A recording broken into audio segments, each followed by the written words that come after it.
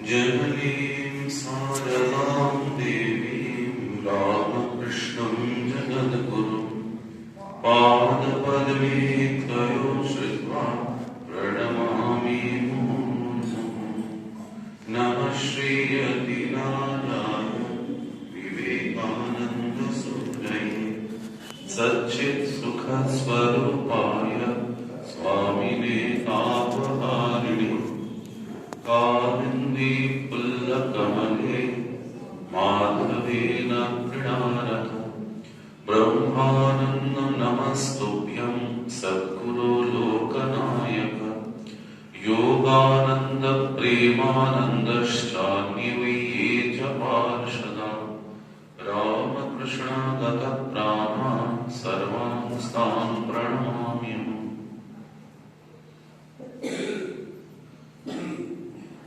আজ রামকৃষ্ণ মঠ পরিষা আজকের এই সন্ধ্যায় এখানে উপস্থিত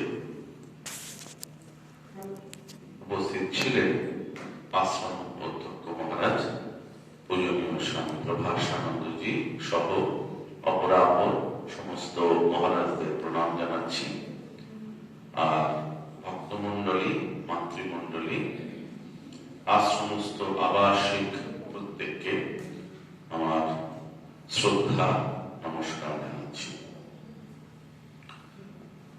একেবারে একটা অদ্ভুত সময় এগিয়ে আসছে, সেটা হচ্ছে ঠাকুরের আবির্ভাব তিথি। এখন বছরের এই সময়টাতে আগের বিগত ক্লাসেও আপনাদের বলছিলাম যে ভগবান শ্রীরামকৃষ্ণের যে তিথি পূজা কিছুদিনের মধ্যেই হবে। আমাদের সমগ্র রামকৃষ্ণ মঠ এবং মিশনে স্বাভাবিকভাবেই যে এই দিনটি উদযাপিত হবে, পালিত হবে তাই নয়, অগণিত ভক্ত গৃহে তিনি নিত্য পূজা পাচ্ছেন এবং সেদিন অগণিত গোটা পৃথিবী জুড়ে দেখুন অগণিত ভক্ত গৃহে ভক্তরা তাঁর উপাসনা করবেন। একটি সুন্দর গান আছে, আপনি করিলে আপনার পূজা আপনার স্তুতি গান, ভবতারিণী পূজারী ঠাকুর তুমি আমার প্রাণ। শ্রীরামকৃষ্ণ অবতারে এইরকম অনেক বিচিত্র বিষয়, প্রত্যেক অবতার যখন আসেন, এই যে শরৎচন্দ্র চক্রবর্তীর এই গান গাওয়া হচ্ছিল, বলছেন পূর্ব পূর্ব অবতার এলো কলাংশে যার। অপরাপর প্রত্যেক অবতারেই কিছু কিছু বিশেষ বৈশিষ্ট্য প্রকাশিত হয়েছে। শ্রীরামকৃষ্ণ অবতারের অনেকগুলি বৈশিষ্ট্য হয়েছে। তার মধ্যে দেখুন প্রথম বৈশিষ্ট্যটি কি, এটি খুব ইউনিক, স্বামীজিও বলেছেন, খুব ভালো করে খেয়াল করুন।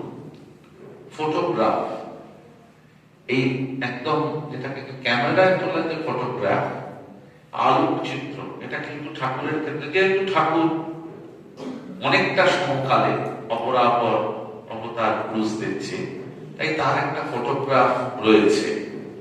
শুধু তাই নয়, শ্রীরামকৃষ্ণদেব এসে খুব গুরুত্বপূর্ণ কয়েকটি কাজ, অবতার যখন আসেন ধর্ম সংস্থাপনের জন্য আসেন, মহাপ্রভুর পরে শ্রীরামকৃষ্ণের যে আগমন, তখন ভারতবর্ষে পাশ্চাত্য শিক্ষা এবং সংস্কৃতির একটা প্রচন্ড অভিঘাত এসে পড়েছিল। ওটা ভারতবর্ষ একটা হতমান বিজিত জাতি, নিজেদের যে আধ্যাত্মিক ঐশ্বর্য বা ট্র্যাডিশন যাই বলুন, এটা ভুলতে বসেছিল। ঠাকুরের সাধনায়, ঠাকুর জীবনে এটি তিনি প্রতিষ্ঠিত করলেন যে ভারতবর্ষের যে সনাতন ঐতিহ্য, ভারতবর্ষের যে সংস্কৃতি, তা একেবারে আধ্যাত্মিকতার দৃঢ় ভিত্তিভূমির উপরে প্রতিষ্ঠিত। দেখুন, ঠিক যে নাস্তিকতা একটা জড়বাদ এসে গ্রাস করেছিল ভারতবর্ষকে, ঠিক তার উল্টো দিকে যেন দাঁড়িয়ে শ্রীরামকৃষ্ণ প্রমাণ করলেন যে ভারতবর্ষের এই শাশ্বত আধ্যাত্মিক ঐতিহ্য একটি যথার্থ সত্য এবং দৃঢ় ভিত্তিতে রয়েছে। এটি ঠাকুরের খুব ইউনিক কন্ট্রিবিউশন। এবং অন্যান্য অবতারদের মতো একটা নতুন পথ খুলে দেওয়া। প্রত্যেক অবতার যখন আসেন, ঠাকুরও সেই রকম একটা খুব সহজ করে দিলেন। তিনি কি বললেন?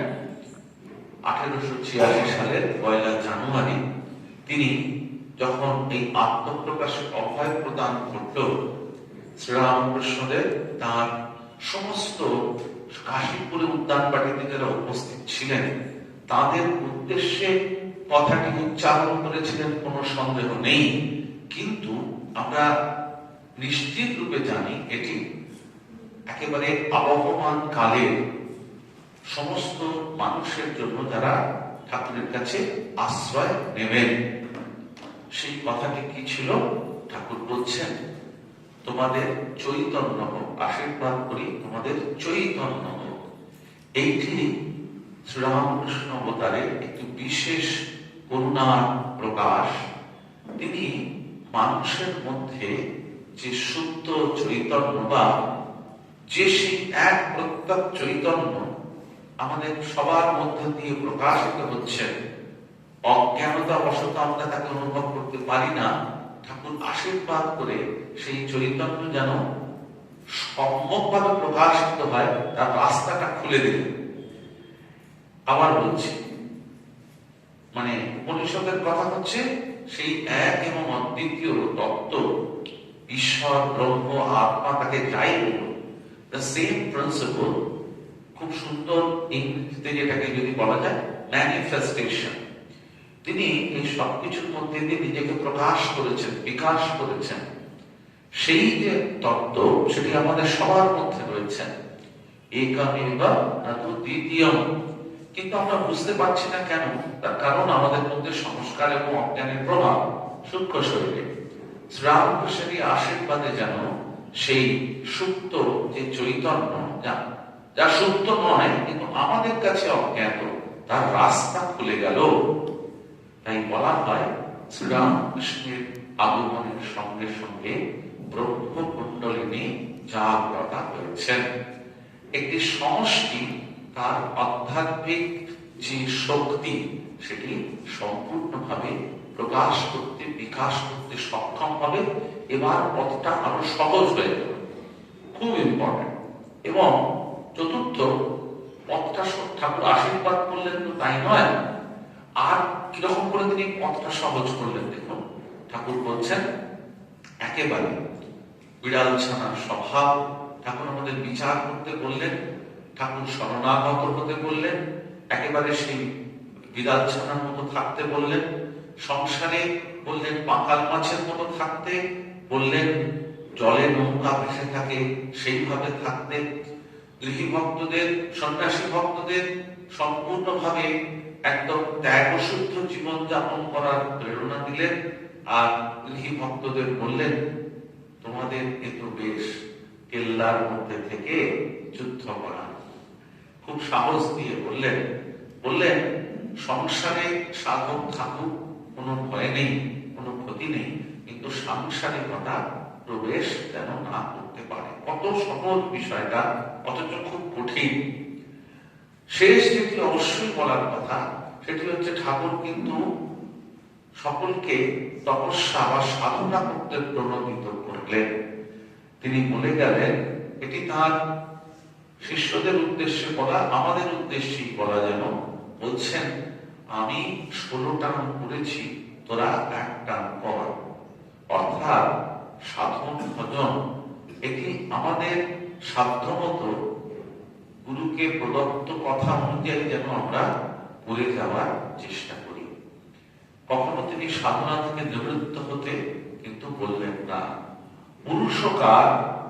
পুরুষকার শব্দটা একেবারে সরাসরি অর্থ হচ্ছে আমাদের যে, মানে এর যদি একটা বেশ ইংরেজি তর্জমা করা যায় তাহলে এরকম হবে, হ্যাঁ, এফর্ট, হ্যাঁ, সেলফ কনফিডেন্স, এই দুটো একটা মিশে থাকছে এই কথাগুলো। আমাদের আত্মবিশ্বাস এবং আমাদের প্রচেষ্টা, এই দুটো মিলিয়ে যে পুরুষতা, কাজ করার ইচ্ছা, এটি যেন আমাদের সকলের থাকে। তিনি কিন্তু এই ডিটারমিনেশন, সেলফ কনফিডেন্স এবং প্র্যাকটিস, এটা থেকে কখনোই নিবৃত্ত হতে বললেন না, যাতে করে আমরা সাধারণভাবে আমাদের সাধ্য মতো সাধনভজনে লিপ্ত হতে পারি। এই শ্রীরামকৃষ্ণের মহিমা অপূর্ব, একেবারে যুগোপযোগী তার কথাগুলো তো পড়লে আপনারা সবাই দেখবেন হাউ লজিক্যাল ইট ইজ। যে কোনো রকম ওয়ার্ল্ডলি প্রবলেম, জাগতিক সমস্যা, আমার নিজের মনে হয় কথাগুলোতে হেন প্রবলেম নেই এটা ঠাকুরের কাছে এসে লোকে বলেননি। And Sri Ramakrishna, just like a great psychologist, psychiatrist এর মতো, যেন তার মনের মধ্যে ঢুকে তার সেই প্রবলেম গুলোকে একটার পর একটা তিনি তার একটা করে সমাধান বার করে দিচ্ছেন। একটা দুটো উদাহরণ বলছি, ঠাকুরের প্রীতি পুজো কাছে এসে যাচ্ছে তাই বারবার মনে হচ্ছে। যেমন ধরুন, একজন এসে বলছেন যে ভগবানের কথা জানতে চাইছেন, বলছেন ধর্ম কাকে বলে। ঠাকুর তাকে ধর্মের কত সুন্দর কথা বলছেন, বলছেন ঈশ্বর নিত্য, বাকি সব অনিত্য। একজন এসে খুব একটা ওয়ার্ল্ডলি প্রবলেমের কথা বলছেন, বলছেন যে আমার এইরকম অবস্থা, সংসারে প্রচন্ড কষ্ট, অসুবিধা। ঠাকুর দেখুন তাকে সাহস দিচ্ছেন, বলছেন ঠিক আছে তুমি চেষ্টা করো। আবার এমন একজন সাধক, তিনি কিন্তু যথার্থ সাধনার গল্পে আসেননি, সংসারের জ্বালা যন্ত্রণায় অতিষ্ঠ হয়ে, নামগুলো বলছি না, আপনারা জানেন, আমি সাধারণভাবে আলোচনা করছি। সেই সাধক এসে ঠাকুরকে বলছেন, সাধক তিনি কিন্তু সাংসারিক জ্বালা যন্ত্রণার ভয়ে তিনি একটু দূরে থাকতে চান সংসার থেকে। তিনি এসে ঠাকুরকে বলছেন সমাধিটা একটু শিখিয়ে দিন না। ঠাকুর তাকে খুব বকুনি দিচ্ছেন, বলছেন হ্যাঁ তুমি সংসার করেছো, এতগুলি সন্তান, তোমার ছেলেপুলিকে কি পাড়ার মামা এসে খাওয়াবে? যাও যাও, আগে তাদের সব ব্যবস্থা করে এসো, তারপরে সব হবে। কত প্র্যাকটিক্যাল। আবার দেখুন, যখন তিনি গৃহস্থ বাড়ি যাচ্ছেন, সে বিখ্যাত ঘটনা, তাকে নিমন্ত্রণ করা হয়েছে, রাখাল মহারাজ আছেন, হ্যাঁ বলছেন কই রে, কেউ যে ডাকে না জেনে। রাখাল মহারাজ একটু বিরক্ত হয়েছেন, বলছেন চলুন মশাই চলে যাই। ঠাকুর তাকে মজা করে নিবৃত্ত করছেন, বলছেন আরে রোজ এত রাত্রে খাই কোথা, আর গাড়ি ভাড়াই করে দেয় কি, হ্যাঁ পয়সা নেই, ফাঁকা লোক। এগুলো কিন্তু আসল কথা না। আসল কথা ঠাকুর পরে বলেছে, যখন সব হয়ে গেল, বলছেন আসলে কি জানিস, গৃহস্থদের বাড়ি এসে, ভক্তের বাড়ি এসে কিছু না গ্রহণ করলে তাদের অকল্যাণ। রাখাল মহারাজকে তিনি প্রাথমিকভাবে নিবৃত্ত করছেন, সাময়িক ভাবে। দেখুন তার পশ্চাতে তার কি অসাধারণ একটি কল্যাণ চিন্তা মানুষের জন্য। আচার্য স্বামী বিবেকানন্দ তাই তার চিঠিতে অপূর্ব ভাষায় ব্যক্ত করেছেন যে now the great conclusion is that Sri Ramakrishna has no peer। এই কথা তাই হচ্ছে এই শ্রী রামকৃষ্ণের মহিমা। আমরা আজকের পাঠ শুরু করছি পৃষ্ঠা 89, একেবারে সেই সূত্র ধরে রাখাল মহারাজ বলছেন এসব যা শুনছিস এগুলো রিয়েলাইজ কর। এটা রাখাল মহারাজ বলছেন, অর্থাৎ তার কাছে যারা এসেছে, তিনি যা উপদেশ আদি করছেন, বলছেন এগুলো তোরা রিয়েলাইজ কর। যার যেটা নিজের ভাব তাই নিয়ে প্রথমে আরম্ভ করতে হয়। 89 পৃষ্ঠা 3য় প্যারাগ্রাফ। পরে ভাব পাকা হয়ে গেলে সব ভাবে তাকে নিয়ে আনন্দ করা চলে। ইমোশনাল হতে ফিলিং চেপে রাখতে হয়। জবের সঙ্গে সঙ্গে মূর্তি চিন্তা করতে হয়, নইলে জব ভালো হয় না। পূর্ণ মূর্তির ধ্যান না হলেও যেটুকু সামনে আসে তাই নিয়ে ধ্যান আরম্ভ করবি। প্রথমে পাদপদ্ম থেকে আরম্ভ করবি, না পারলেও স্ট্রাগল করবি, না এলে ছাড়বি কেন, করতেই হবে। ধ্যান কি সহজে হয়? করতে করতেই হবে। ধ্যানের নেক্সট স্টেপ সমাধি। নির্ভর প্রভৃতি যা কিছু সবই সাধনের দ্বারা ভেতর থেকে বেরোবে, তাকে সম্পূর্ণ ছেড়ে দেবে। নাও Raja Maharaj is focusing একটা খুব he has pointed a very very important process idea of meditation. And what is that? বলছেন দেখো, আমি আর বিস্তারে বলছি না। এই যে আমাদের আপনারা প্রায় সকলেই দীক্ষিত ভক্ত, রামকৃষ্ণ মঠ মিশনের গুরু মহারাজদের থেকে আপনারা মহামন্ত্র গ্রহণ করেছেন। দেখবেন আমি আর বিস্তারে বলছি না যে কত সুন্দর উপাসনা পদ্ধতি তার সঙ্গে সাযুজ্য রয়েছে। এই যে এটা যে একটা আমাদের শ্রীরামকৃষ্ণ পরম্পরা, একেবারে সেই ট্র্যাডিশন থেকে আসছে, ঠাকুরের সময় থেকে, এইটি কিন্তু খুব স্পষ্ট বোঝা যাচ্ছে। বলছেন দেখুন, জপের সঙ্গে মূর্তি চিন্তা করতে হয়। মূর্তির ধ্যান না হলেও যেটুকু প্রথমে পাদপদ্ম থেকে শুরু করতে হয়। এই যে ইনস্ট্রাকশন গুলো, এটা একদম খুব সিমিলার ইনস্ট্রাকশন, বোঝা যাচ্ছে। এবং তারপরে বলছেন সমাধি। আমার এটা খুব ইন্টারেস্টিং লাগে যে ধরুন আমাদের যেগুলো খুব ট্র্যাডিশনাল বই রয়েছে, যেমন মেডিটেশন স্পিরিচুয়াল লাইফ, জ্যোতিষানন্দজি বই, বা স্বামীজির বিশেষ করে রাজ্যটা খুব ইম্পর্টেন্ট একটা বই, যেখানে এই প্র্যাকটিস গুলোর কথা বলা আছে। এবং অবশ্যই তার সঙ্গে সঙ্গে কিছু কিছু বই যেগুলো আলাদা করে অ্যাড করা হয়েছে পরবর্তীকালে। এই বইগুলো মেডিটেশন স্পিরিচুয়াল লাইফে এই বইটা কেন এত গুরুত্বপূর্ণ, তার কারণ আমাদের রামকৃষ্ণ মঠ মিশনের সংঘ পরম্পরা, পূজনীয় জ্যোতিষানন্দজি তিনি ভাইস প্রেসিডেন্ট মহারাজ ছিলেন, আপনারা জানেন। এই যে আমাদের সাধন পরম্পরা, সেটাকে খুব সুন্দর করে সাজানো রয়েছে। কেন আমি ইন্টারেস্টিং বলছি, আমরা দেখবো যেসব বই আমরা পড়ি, এই রামকৃষ্ণ সংঘের সাধনার একটি নিজস্ব ধারা আছে। এই ধারাটার মধ্যে একটা খুব সাযুজ্য লক্ষ্য করা যায়। আপনারা এই বইগুলো পড়লে বা স্বামীজির কথা পড়লে তখন দেখবেন এগুলো খুব ভালো করে বোঝা যাবে। জানুয়ারি 1921, কাশী ধাম অদ্বৈত আশ্রম।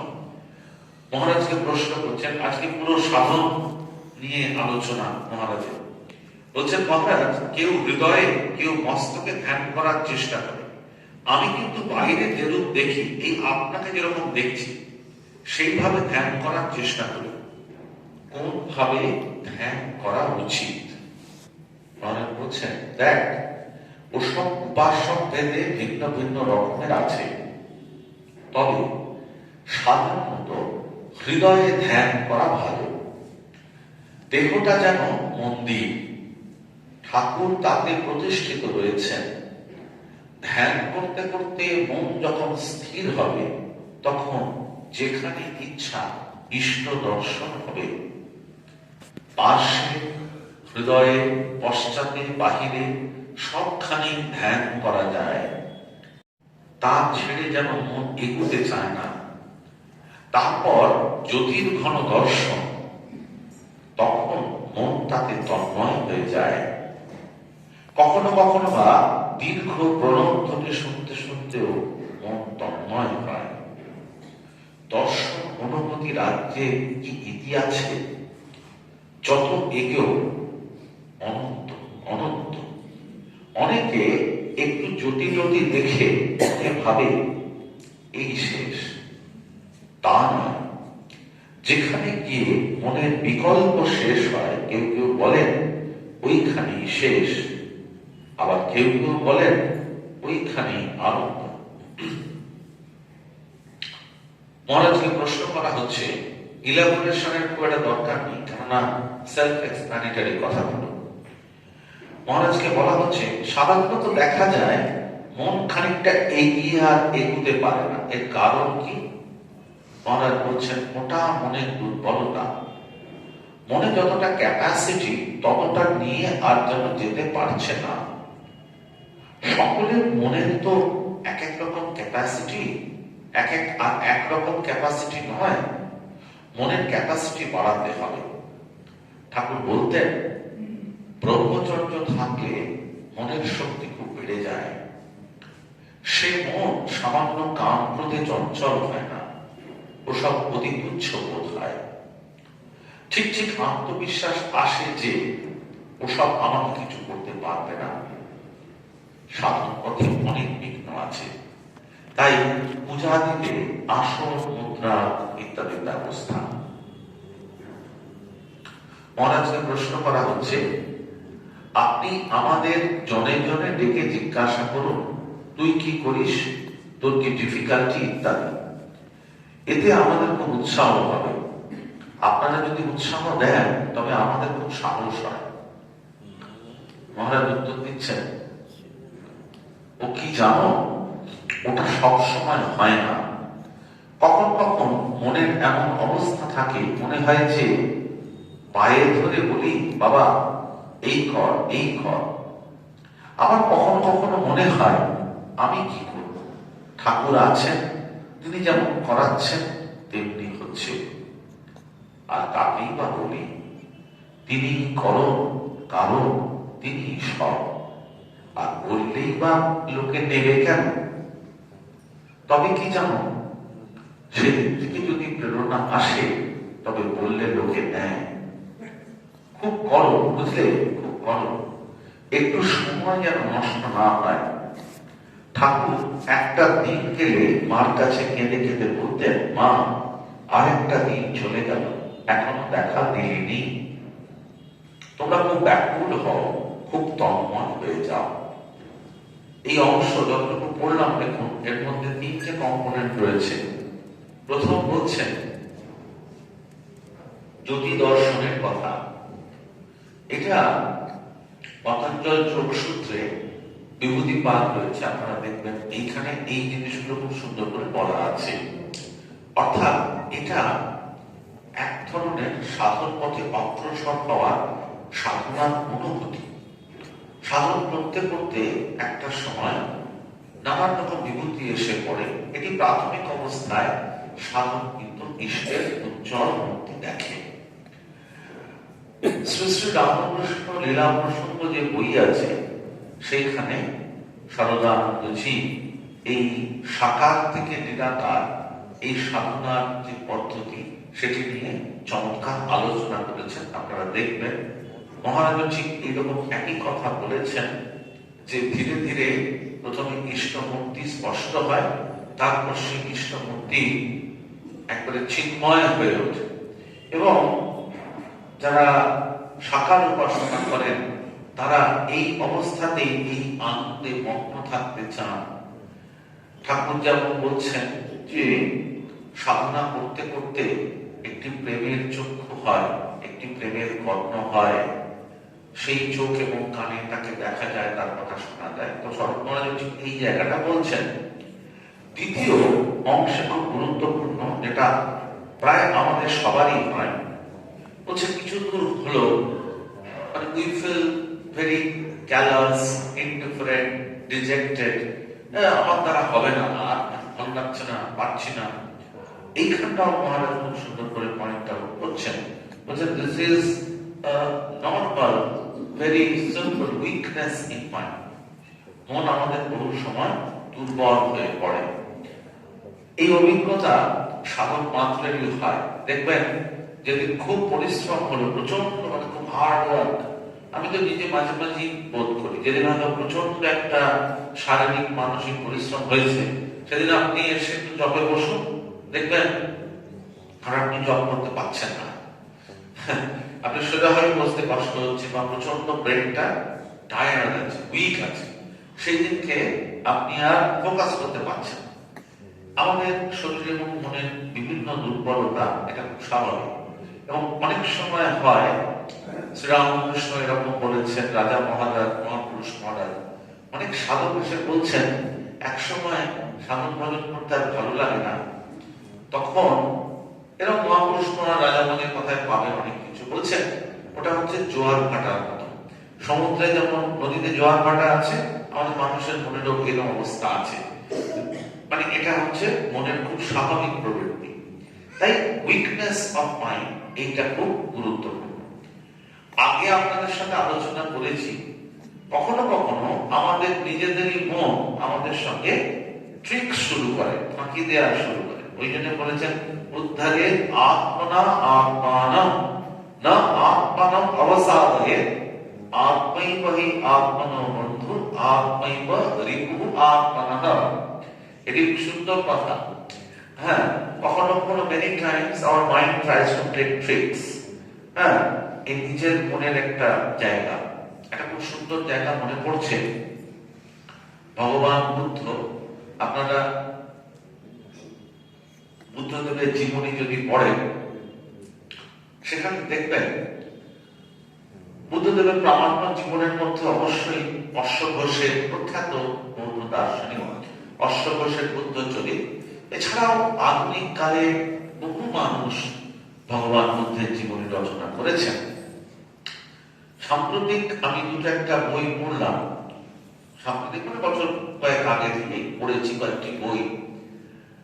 সেই বইগুলিতে আমি দেখেছি বুদ্ধদেবের সঙ্গে কিছু অন্য ধরনের তারাও সাধক, তারা ভগবান বুদ্ধদেবের সঙ্গে মার, ওই যে তিনি যখন নৈরঞ্জন নদীর তীরে বসে আছেন, ইহাসনে সুস্বতুমে শরীরম তপস্তি মাম সম্প্রলয়ং যে জাতু, এরকম একটা প্রচন্ড রেজলিউশন নিয়ে তিনি যখন বসেছেন, তখন বুদ্ধদেবের সামনে মারের আবির্ভাব।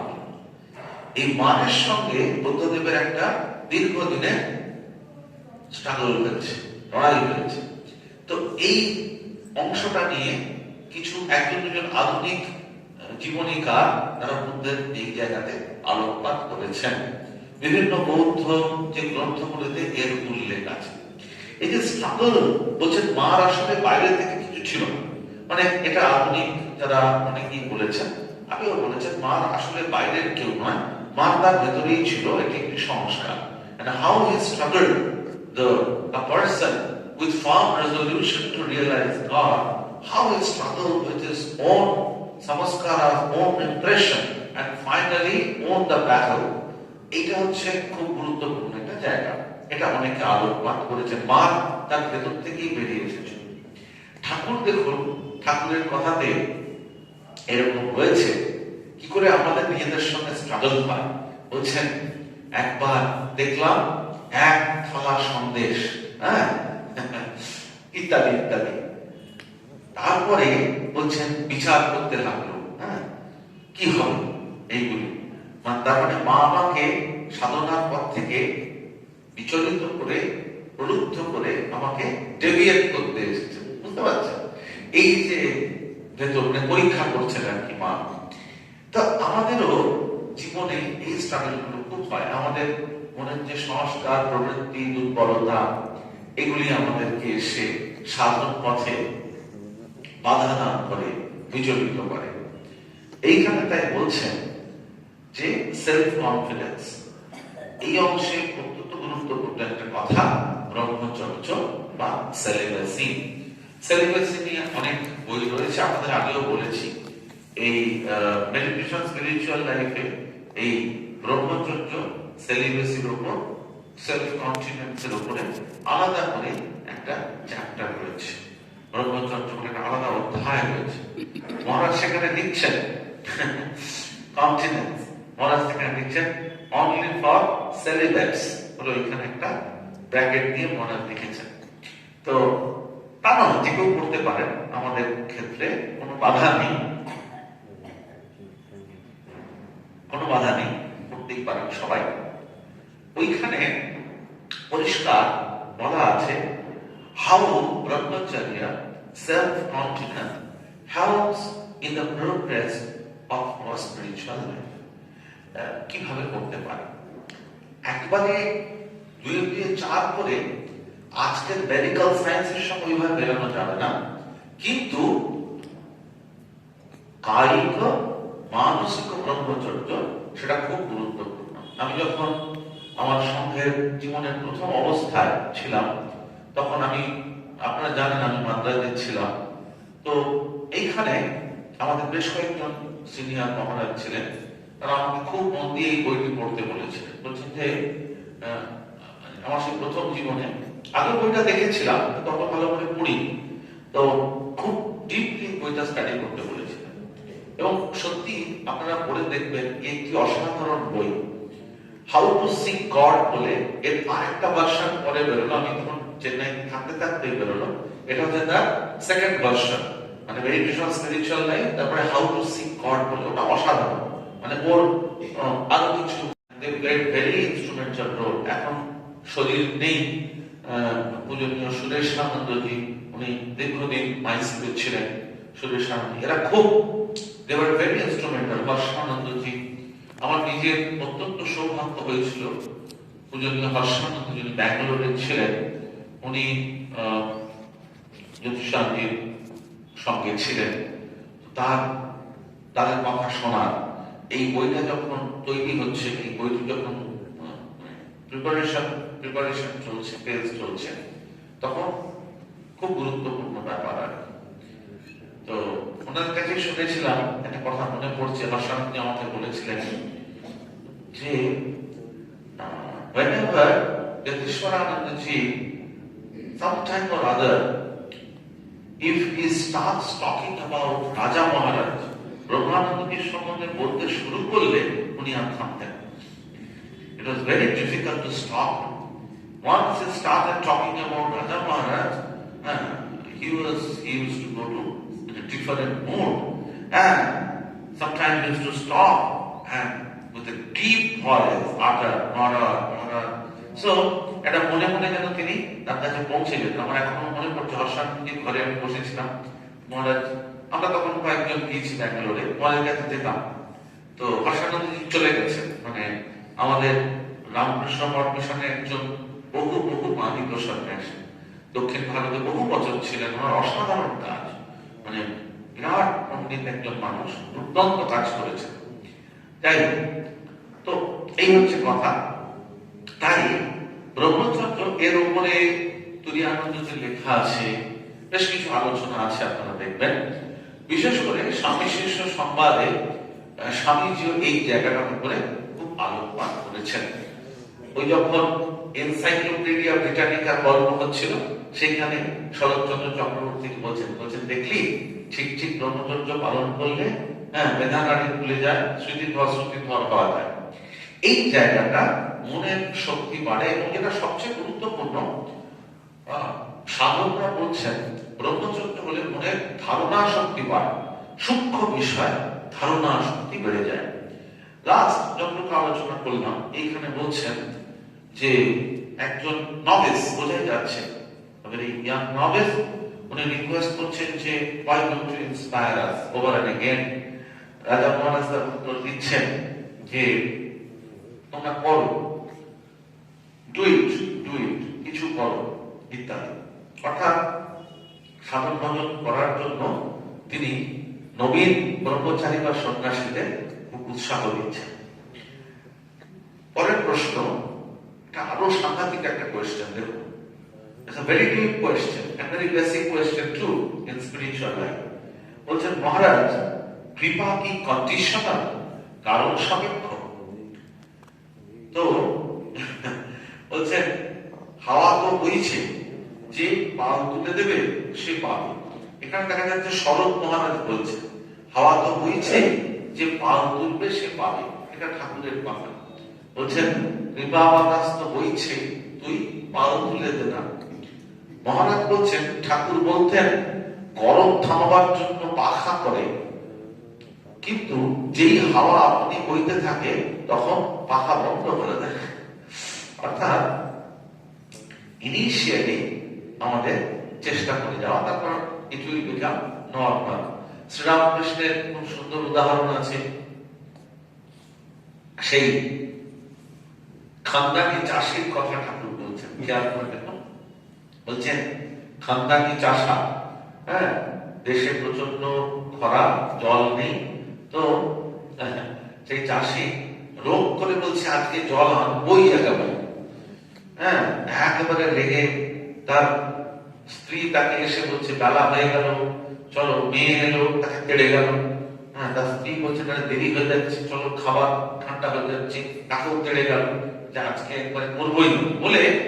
তারপরে বলছেন যে খাল কাটা হয়ে গেল, ধীরে ধীরে জল এলো, তখন সে বাড়িতে গিয়ে স্নান টান করে খাওয়া দাওয়ার উদ্যোগ করছে। এইটা হচ্ছে ডিটারমিনেশনের কথা। তারপরের প্রশ্ন, ঠিক ঠিক বলছেন দর্শন হচ্ছে ঈশ্বরীয় রূপ, দর্শন হচ্ছে না হ্যালুসিনেশন হচ্ছে, কি করে বোঝা যায়? একদম বেসিক কোয়েশ্চেন। হ্যালুসিনেশন হচ্ছে না দর্শন হচ্ছে? মহারাজ বলছেন ঠিক ঠিক দর্শনে খুব স্থায়ী আনন্দ হয়, নিজের মনই বুঝিয়ে দেয়। বিদ্যাতে হৃদয় গ্রন্থে চিত্তান্তে সর্ব সংশয়াঃ। দেখুন শাস্ত্র বলছেন যখন দর্শন ঠিক ঠিক হয় তখন we don't have any doubt, আমাদের মধ্যে কোনো সংশয় থাকে না। হ্যাঁ, মহাপুরুষ মহারাজের নাকি একজন ওই ফরচুন টেলার গণৎকার মহাপুরুষ মহারাজের হাত দেখেছিলেন। हाथ देखे महापुरुष महाराज की बोलছেন बाबा जी आपका हाथ में है, आपका ईश्वर दर्शन होगा। महापुरुष जी को कैसे बोलते होगा, क्यों हो गया होगा क्यों हो गया। तो এই যে দেখুন কনভিকশন। আবার এরকম আরেকজন এসে মহাপুরুষ মহারাজকে বলেছেন মহারাজ আমার ঈশ্বর দর্শন হয়েছে। মহাপুরুষ মহারাজ বলছেন সত্যি হয়েছে? হ্যাঁ হয়েছে। সত্যি হয়েছে? মনে হয় হয়েছে। তাহলে হয়নি আপনার দেখুন এই যে বলছে মনে হয়, তার কিন্তু he will be out of any kind of confusion, any kind of doubt, তার কোনো আর সংশয় থাকবে না, এটা একবারে ক্লিয়ার। এরকম একটা সিমিলার ডিসকাশন নরেন্দ্রনাথ, তিনি তখন at that time Narendranath strong rationalist, স্বামী তখন প্রচন্ড যুক্তিবাদী, সংশয়বাদীদের প্রভাব রয়েছে তার মধ্যে, অ্যাগনস্টিক্স, প্রচুর বইপত্র পড়ছেন, প্রচন্ড ইন্টেলেকচুয়াল। ঠাকুরকে গিয়ে আবার তার মধ্যে আবার একটু নিরাকার মানে ব্রাহ্ম সমাজের একটা প্রচন্ড ইনফ্লুয়েন্স রয়েছে। স্বামীজির প্রথম জীবনে এটা খুব ছিল, ইনিশিয়ালি ছিল। রাজা মহারাজকে ক্রিটিসাইজ করেছেন, এরকম ঘটনা আছে যে মন্দিরে যাচ্ছে, রাজা মহারাজ ব্রাহ্ম সমাজে যেতেন, ঠাকুর রাজা মহারাজের মন খারাপ হয়েছে, ঠাকুর বলছেন তা ওর এখন এরকম ভাব হয়েছে কি করবে বল। তারপরে সেই বিখ্যাত ঘটনা নরেন্দ্র কালী মেনেছে, আপনারা জানেন ঠাকুর খুব খুশি, নরেন্দ্র কালী মেনেছে, নরেন্দ্র কালী মেনেছে, না খুব ভালো হয়েছে। স্বামীজি তো একদম ওইরকম ছিল না, ঠাকুরকে পরিষ্কার বলছেন এসে ক্লিয়ার,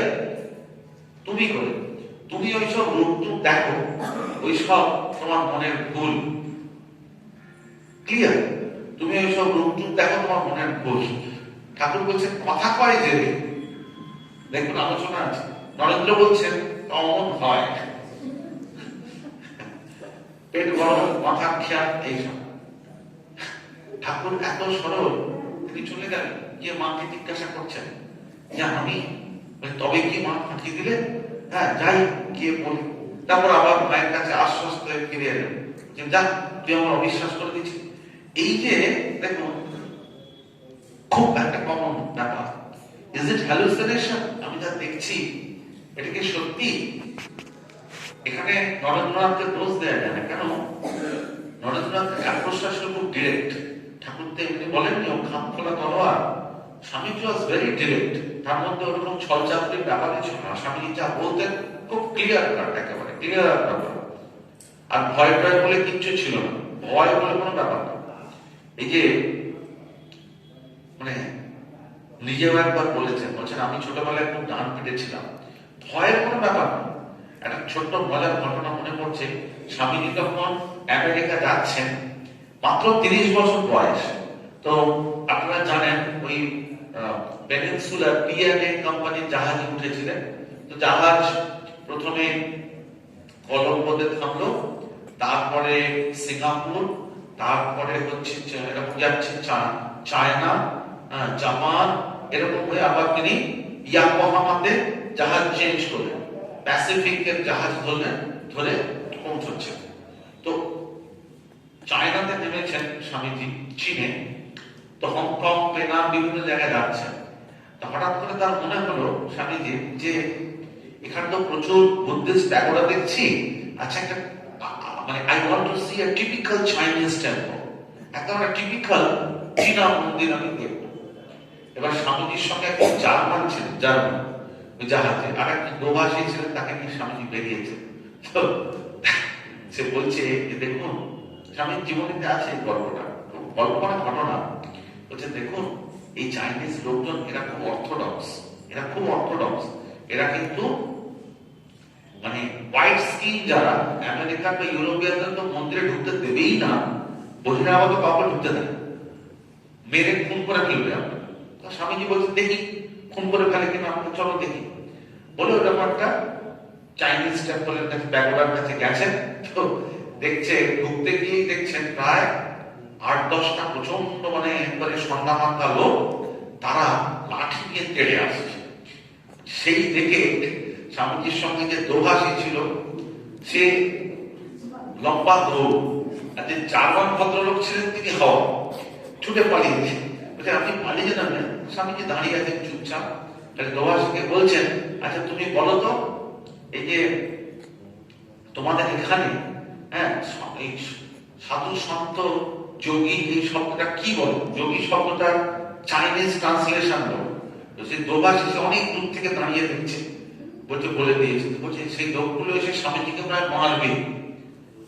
স্বামীজির সঙ্গে সঙ্গে যোগী শব্দের যে ট্রান্সলেশন সেটা উচ্চারণ করলেন। বলছেন সেই সাপের মাথায় সে ধুলো পড়ার মতো সন্ধ্যা লোকগুলো লাঠি টাঠি ফেলে দিয়ে পায়ের কাছে বসে তারা বুঝে পড়ল কি সব বলতে শুরু করলো। স্বামী তো বুঝতে পারছেন না কি বলছেন, চীনে ভাষা। যে দোভাষী তাকে দূর থেকে বলছেন, এই তুমি এসো, এরা বলো, আমাকে তর্জমা করে বলে এটা কি বলছে। তখন সে আমার ভয়ে ভয়ে এসে বলছে, এরা আপনার কাছে যোগী বলেছেন, তো এরা আপনার কাছে ওই কবচ তাবিজ এইসব চাইছে। এবার স্বামীজি এইগুলোকে ভীষণ অপছন্দ করতেন, মানে he was dead against any kind of this কবচ তাবিজ এন্ড অল। মানে ভারতবর্ষে বলে কেউ চাইলে তাকে এমনি করে গালাগালি দিয়ে তাকে ভুল ভাঙে, একদম পছন্দ করতেন।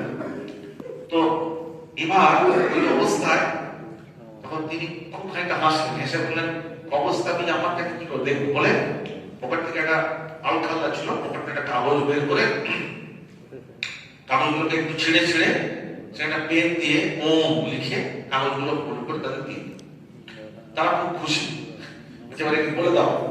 তারা খুব খুশি বলে খুব অত্যন্ত সম্মানের সঙ্গে স্বামীজিকে সেই তাদের মন্দিরে নিয়ে গেলেন। তারপরের ঘটনাটা আরো চমকপ্রদ। স্বামীজি গিয়ে বলছেন, I was amazed and surprised to see তাদের কিছু পুরনো পুঁথি আমাকে বার করে দেখালো, and many of those manuscripts were written in Bengali and Sanskrit. স্বামীজির জীবনীতে বর্ণনা আছে, হচ্ছে একটা টিপিক্যাল চাইনিজ টেম্পল, তার মধ্যে সংস্কৃত এবং বাংলায় লেখা পুঁথি। এবং স্বামীজি সেখানে পরিষ্কার বলছেন, ইট মিনস যে একটা সময় ভারতবর্ষ থেকে এবং বাংলা থেকে প্রচুর যারা শ্রমণ তারা এখানে আসতেন, মানে দে হ্যাড দ্য ট্রানজাকশন, এই তাদের সঙ্গে যোগাযোগ ছিল।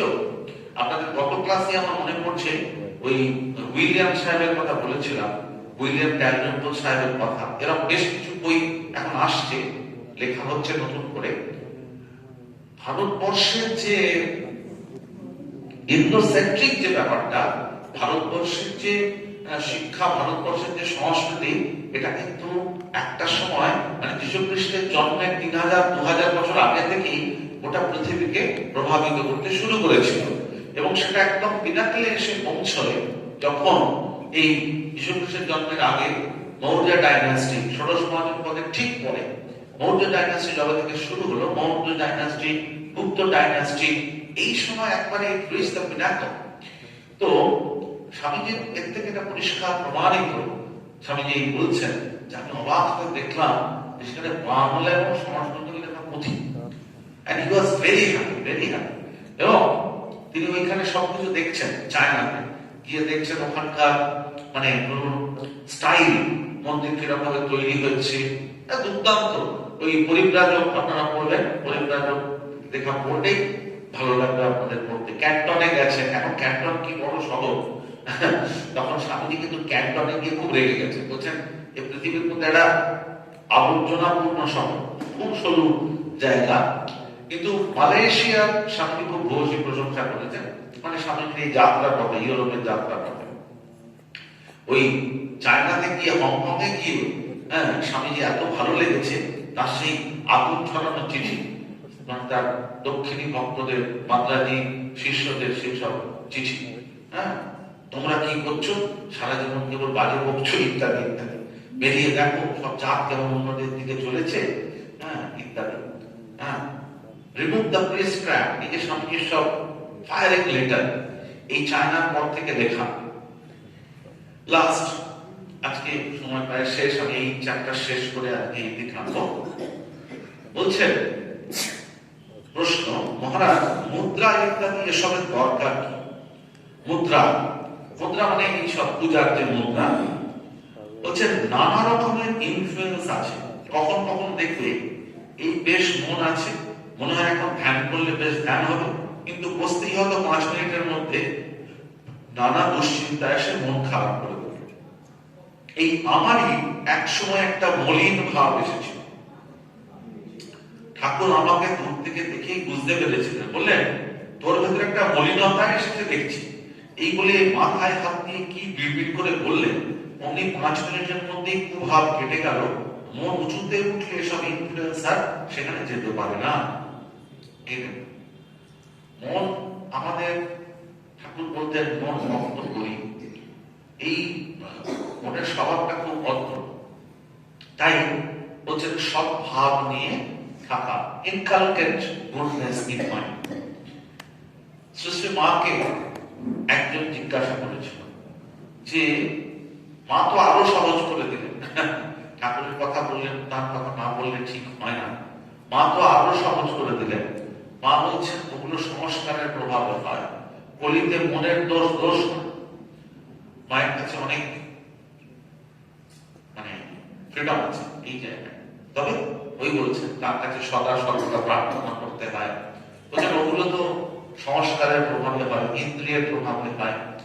এবং আরো খুব গুরুত্বপূর্ণ কথা, এই মায়ের কথাটা দেখবেন, বলছেন, এবং রাজা মহারাজ সেই কথা অনেকবার বলেছেন, বলছেন এই জপ ধ্যান সাধন ভজন করলে আমাদের মধ্যে যে ইন্দ্রিয়গুলো আছে, সেন্সুয়ালিটি, তার প্রভাবটা কেটে যায়। অ্যাকচুয়ালি আসলে ব্যাপারটা কি, স্পিরিচুয়াল ব্যাপারটা তো ইনিশিয়ালি প্রথমে একটা মনের এক্সারসাইজ। আমরা যেভাবে স্পিরিচুয়ালিটিকে দেখি, অবশ্যই মনে রাখবেন ভারতবর্ষে আমাদের যে ইন্ডিয়ান ট্র্যাডিশন, শ্রীরামকৃষ্ণ পরম্পরা, উপনিষদিক ট্র্যাডিশনে স্পিরিচুয়ালিটি কিন্তু ব্যাপারটা একেবারে প্রথম থেকেই কিছুটা শারীরিক, এবং তার সঙ্গে বেশিরভাগটাই হচ্ছে মন এবং বুদ্ধি।